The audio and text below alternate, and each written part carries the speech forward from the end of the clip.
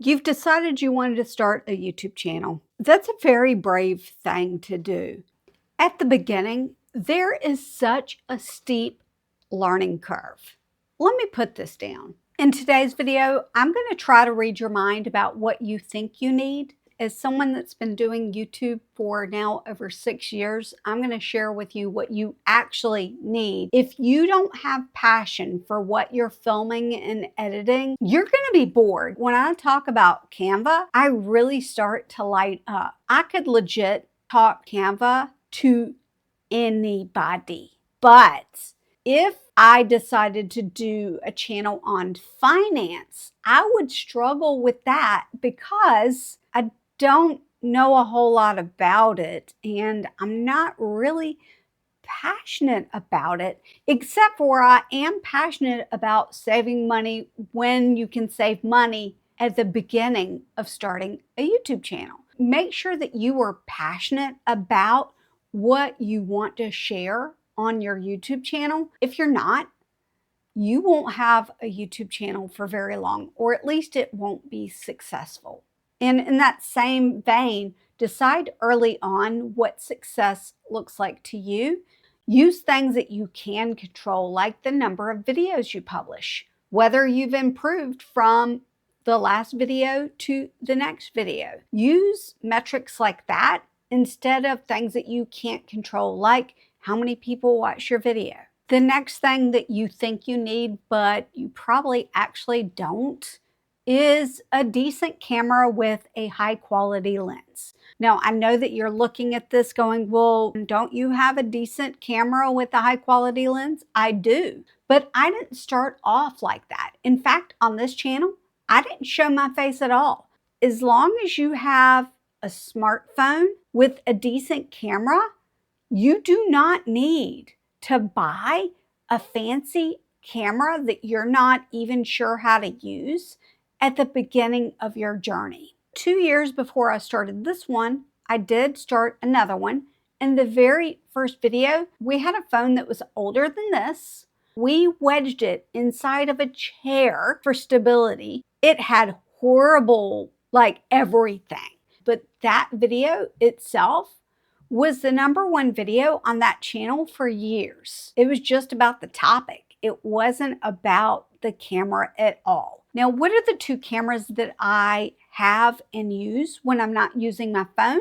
Right now, you're looking at me on a Sony ZV-E10 with a Sigma 16mm lens. And on the other channel, I use a Sony ZV-1. But you do not need a fancy camera to get started on YouTube. Now, what you should spend a little bit of money on is a decent microphone. If an audience is struggling to understand the audio, then they're probably going to click away pretty quickly. I did purchase a microphone at the beginning of the journey and I absolutely regretted it.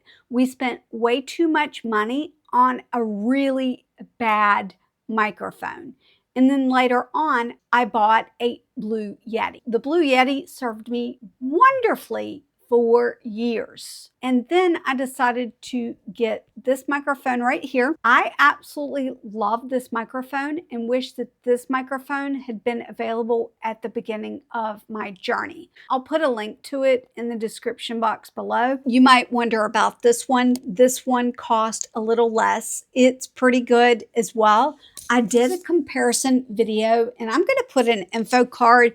I don't know which side it's going to pop out of, but it's going to pop out and it's going to say like microphone comparison. So take care of your audio first. Later on, when you have some budget, then you can take care of the camera portion. The next thing that you may not realize that you actually need is good lighting. I say this with the caveat of that I am not great with this. And there's a couple reasons why I'm not great with this, but this is actually the reason why I upgraded my camera. Once I decided I wanted to have a face on this channel, I got a webcam, but because my lighting wasn't good, the webcam quality wasn't good. I had a choice to improve my lighting situation or improve my camera. And for me, Personally, I struggle with lights. There are tons of videos on good lighting. That is something that you are probably going to want to take into consideration. You're going to notice that if you film something outdoors in lighting, it's going to be much better than if you film indoors with very little lighting. Do an experiment. Take a 10-second clip of you saying something in one area of your house and then go to another area with lots of lighting and try it again. Take 3, take 4. Just experiment what works for you. The next thing that you may not think is important is having a solid internet connection. If you're using a web-based anything such as Canva, Canva is an internet-based program. If you don't have reliable internet, you're going to struggle to use Canva. When I did live streaming, I didn't have a good quality connection. There was something that was going on with the cables that ran from our router to the internet box, whatever that's called, outside and to the main internet. Finally, our internet company came out and replaced that wire, and it's been solid and stable ever since. That doesn't mean that you have to have those things, but you need to be able to go to places that have those things. Maybe you go to the library to get that sort of work done when you need an internet connection. Plus, you do need that reliable internet to be able to upload any videos you make to YouTube. In my new battle station, I've got a standing desk. So I'm going to move my chair out and stand up, and we're going to finish our talk about what you need.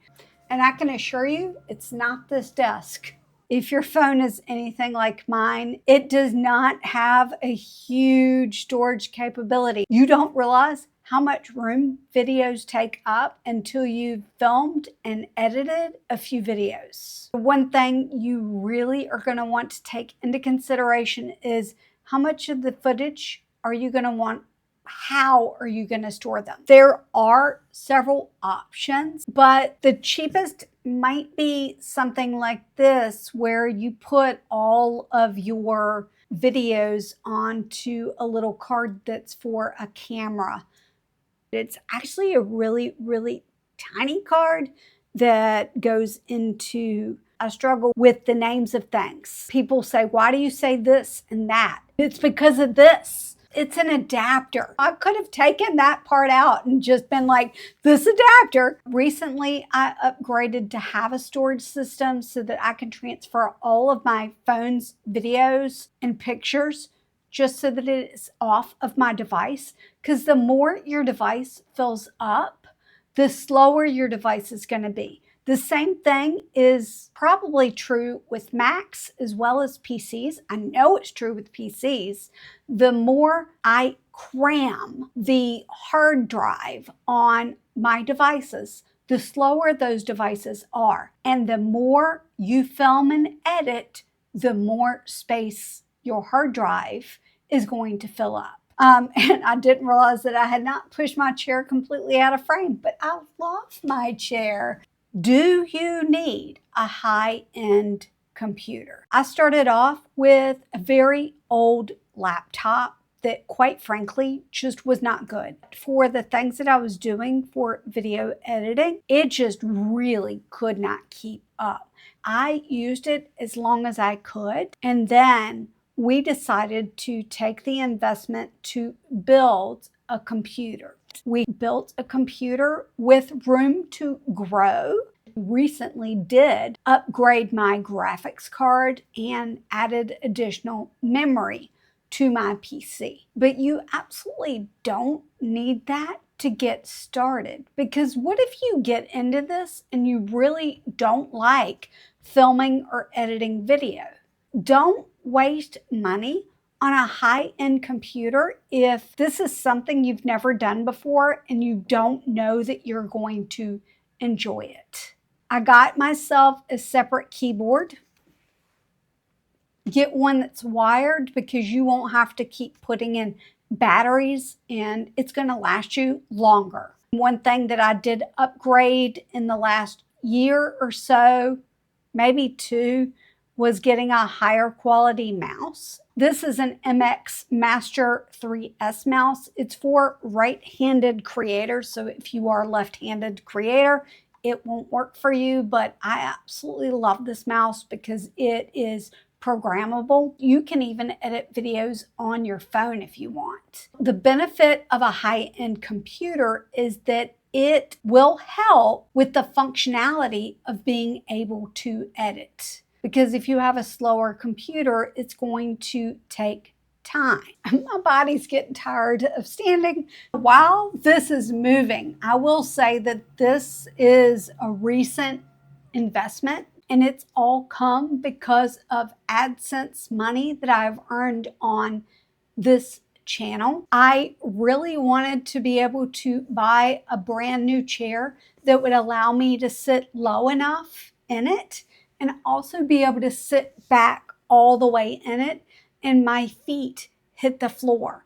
I also wanted a really good high quality desk that would have my monitors and my camera mounted to it so that I could film sitting or standing. This is not something that you need at all, especially in the beginning stages of your journey. I've been doing YouTube now for 6 years and it is finally starting to come together. Let's talk about paid software to edit your videos. I used a free software to edit my videos from January 2019 to October 2024. I used one called OpenShot and my laptop could not handle it, even though it was a very simple video editor. I did some research and found one called Shotcut that was very similar in style and worked better on my laptop. I used Shotcut for the longest time. Another really good free video editor is called DaVinci Resolve. There's a creator and his name is Daniel Batal. If you are new to making YouTube videos and are considering using DaVinci Resolve at all, go look up Daniel Batal. He does a series called DaVinci Resolve for Noobs. But no matter what software you use, you can look up simple free tutorials on YouTube. And when you're just starting out, do basic cuts. Don't worry about phrases like overlays or transition scenes. Just do cut shots. Basically, you slice out the parts that you don't want and you just keep the parts that you do want. You do not need a paid software for that. I realized when I filmed that segment that I actually had my desk up higher than I normally do. So there was a lot more headspace. Those are things to consider when you're filming videos, and something that I didn't know that I needed to consider until I started doing this. The next thing that you probably are wondering about is how people get fancy graphics like this one on their screen. They're probably paying for a program like Canva Pro to get them, even though there are some free graphics. I started the Canva tutorial channel without paying for Canva. That's right. I used Canva for free for the first 6 months of this specific channel. On my other channel, I used Canva for free for 2 years. Why did I upgrade? It was actually for those advanced graphics. I'm not necessarily talking about a like icon or specific call to actions that you can search for in the Elements tab. I'm talking about the ability to download a graphic or even words with a transparent background. That is the entire reason I found it worth it for me to be able to upgrade to Canva Pro. I was the queen of workarounds when it came to trying to save money. My workaround was to use chroma key or background remover tool within the free editor I was using at the time. That took a lot of time. Even worse was when the overlay did not look right. Because of that, we decided it was worth it to upgrade to Canva Pro. I am an Empower Canvassador for 2025. There will be a link in the description that will allow you to get a free trial. I used a free trial of Canva Pro when I got started because I had the basic knowledge of how Canva worked. When I got Pro, it really sped up my workflow. I do want to encourage you that if you are at the beginning of your journey, you absolutely do not need to pay for Canva, but it really can shave off your time, especially if you're already experienced with using Canva for free. Let's talk about fancy setups, shall we? While a fancy setup can be appealing, let's save that for later on when your channel grows. There's a couple reasons for this. And the big one is your viewpoint of what looks good now at the beginning of your journey is going to change as you move through your journey. When I started off, I did not have this that's behind me. What is this? It is a big oval backdrop. Before that, I had one that was blue on one side and gray on the other, but eventually I would like to remove the backdrop and have a nice fancy setup. 6 years in, and I'm just now starting to look at what that could look like. Don't think that that's something that you need at the very beginning of your journey. I'm absolutely positive I missed something that you need to know. What I want you to do for me is to drop those things in the comments, and I'm going to do my best to respond to every single one. Since we all know by watching this, audio is so important. Watch this video that's on your screen if you want to learn about these two microphones that I tested to compare to each other to see how they worked.